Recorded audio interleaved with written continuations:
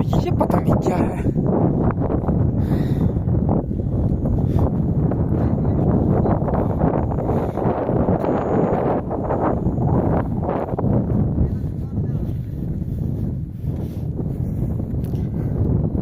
बिना पेड़ पौधे वाला पहाड़ आपने देखा है कभी?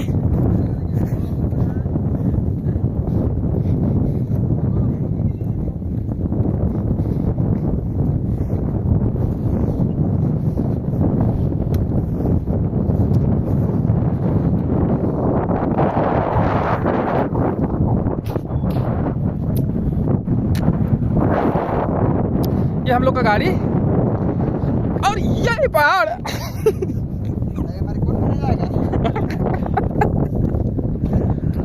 दोस्तों यहाँ पे आने में हम लोग का टोटल 3-4 हज़ार रुपये खर्चा हो गया। 4 हज़ार का हवा पी रहा हूँ मैं ऊपर।